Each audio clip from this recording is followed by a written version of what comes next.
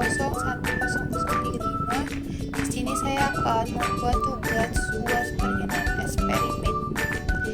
1. 640 tahanan pada water silikon dipengaruhi oleh beberapa faktor. Hasil percobaan 24 varian dilakukan selama rangka memproses krisis ditunjukkan pada tabel B6-10 tabelnya di bawah ini. A. Memperkirakan efek faktor. Plot estimasi efek pada plot probabilitas normal dan pilih model sementara. Diagramnya di bawah ini. B. Sesuaikan model yang diidentifikasi pada bagian A dan analisis residualnya. Apa ada indikasi ketidakcukupan modelnya? Plot probabilitas normal residual tidak memuaskan.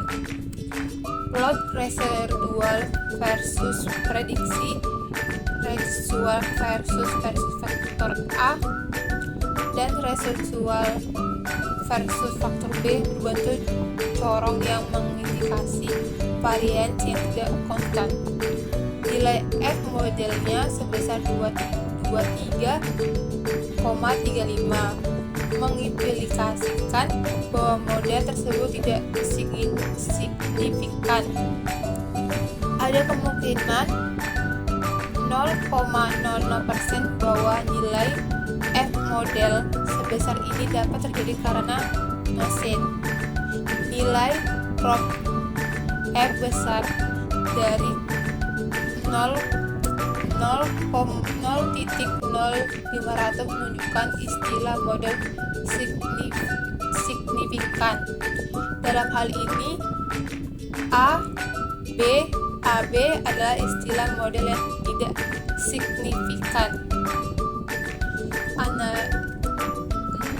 Gambarnya di samping analysis of variance. Selanjutnya ada residual plot for Y. Ada normal probabilitas plot. Selanjutnya ada versus fit. Ada histogram, ada versus order. C. Ulangi analisis dari bagian A dan B dengan menggunakan Y sebagai variabel respon.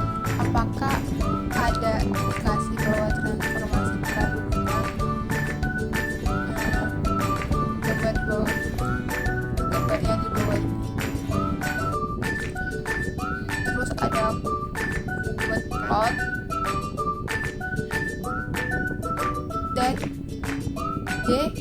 Sesuaikan model dengan variabel kode yang dapat digunakan untuk memprediksi resistivitas.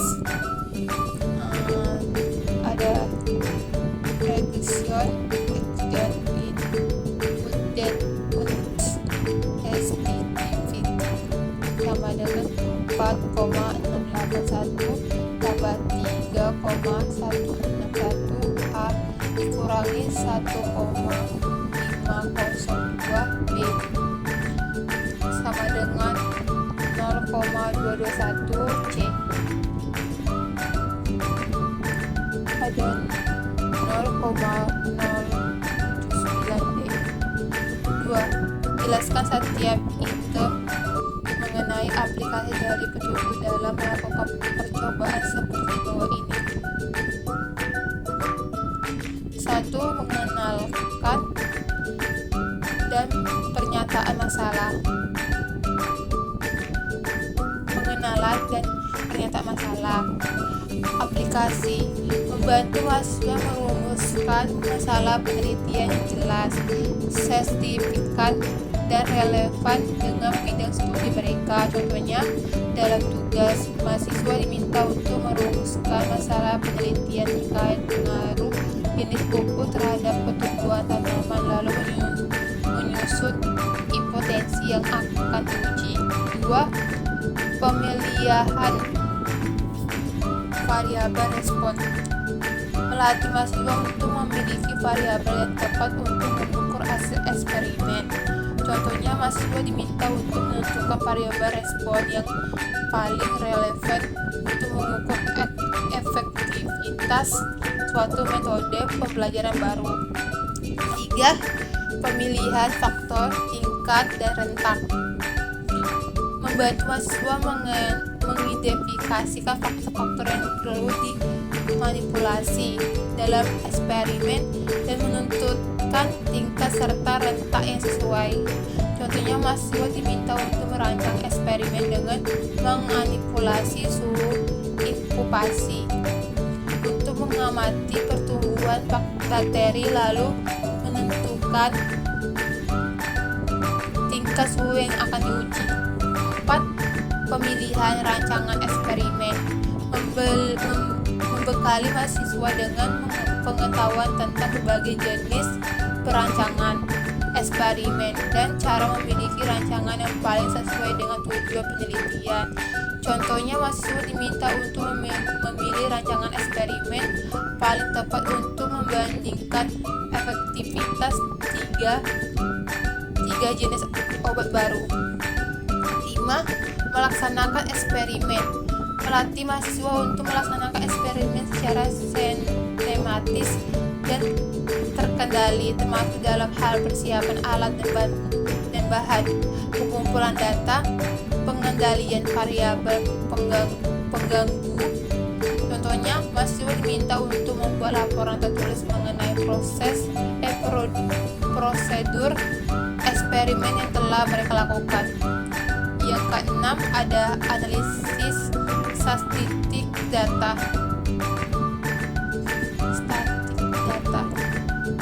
Membekali mahasiswa dengan keterampilan dalam memilih dan menggunakan teknik analisis statistik yang sesuai untuk menguji hipotesis dan menarik kesimpulan.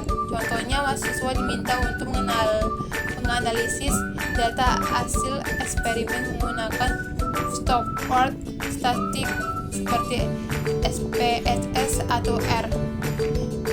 C. 7. Kesimpulan dan rekomendasi.